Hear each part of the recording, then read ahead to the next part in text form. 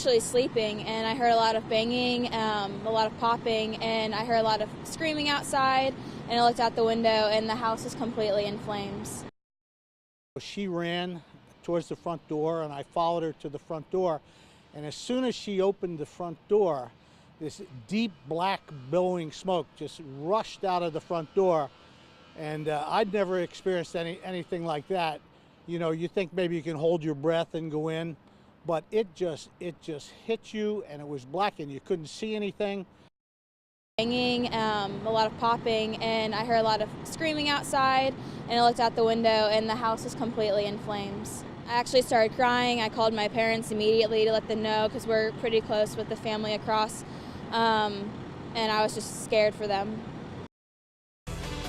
Where news comes first. This is WECT News at 6. Streaming live on WECT.com and the WECT News app. I heard a lot of banging, a lot of popping, and I heard a lot of screaming outside. An alarming scene unfolds right after breakfast. Fire sparks from inside this home, sending 2 people to the hospital. Good evening, everyone. Thanks so much for joining us tonight. I'm John Evans. That home tonight is in ruins. It's gutted. It's charred. It's a total loss. WECT's Chelsea Donovan spent time at that scene today. So, Chelsea, a brother and a sister actually inside the home when the fire started? John, according to neighbors, Tricia Sturman and her brother Bill lived in that home together for about a decade. Luckily, both are safe tonight, thanks to quick-thinking neighbors and fire crews who prevented what could have been far worse. A terrifying scene caught on camera Monday morning. Orange flames take over a home on Kauri Street in the Blue Point community. Dialed 911 as soon as I got out of the house, and then went down the street, and I saw Tricia out in front of the house, and obviously the house was on fire. And she said, "My brother's upstairs. We've got to get him." Tricia, suffering from smoke inhalation, was speaking of her brother trapped inside who suffers from mobility issues. The two tried to re-enter the burning home to save him before fire crews arrived. It just hit you, and it was black, and you couldn't see anything, and you couldn't breathe. Thankfully, fire crews rushed in and pulled Bill Sturman to safety. A harrowing scene playing out in this tight-knit community. I was actually sleeping, and I heard a lot of banging, a lot of popping, and I heard a lot of screaming outside, and I looked out the window, and the house was completely in flames. WECT and Fox Wilmington anchor Marissa Hunley witnessed the blaze right outside of her window, capturing those first images. It's just surreal.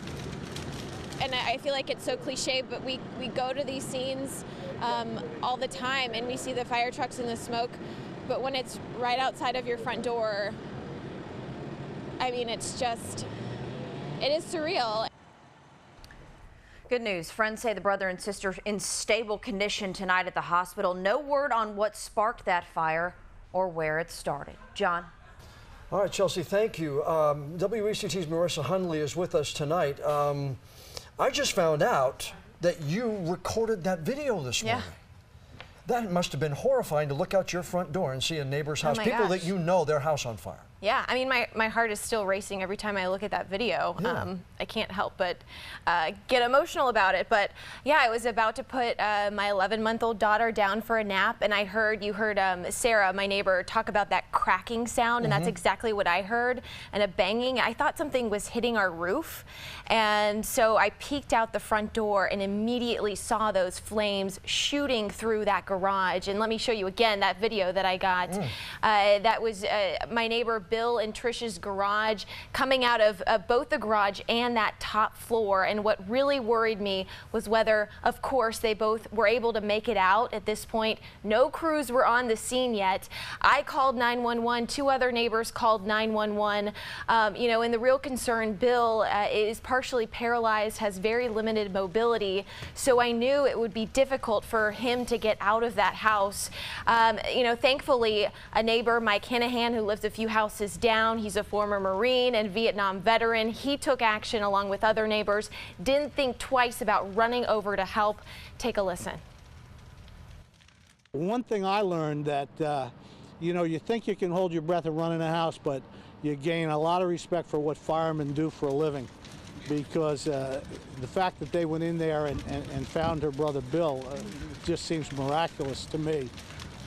And her bravery and her courage in running into that house, that's family, you know, right? That's family.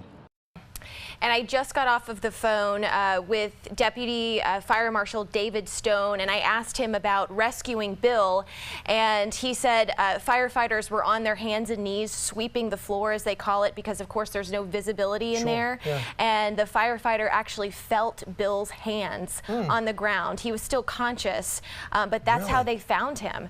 He was on the bottom floor, thank God. You know, at this point we weren't sure if he was on the top floor. So Didn't you say though he doesn't have, he has limited mobility, and oftentimes is in the garage, you say? Oftentimes he is in the garage, and last time I talked to them was during the hurricane, and Tricia was telling me that they were working on getting the upper floor better suited for his disabilities, and thankfully he was able to make it down. I know they had a motorized chair that goes down the staircase, so I think he was on that. Are they collecting anything to help the family? Yeah, and that's what I wanted to say. There is a huge sense of family in the community. They're trying to collect items for both Tricia and Bill as soon as they find out what they need. I can tell you're still shaking even hours after it happened. I'm glad you're okay. I'm glad both of them are okay as well. I am too. All right, Marissa, thanks.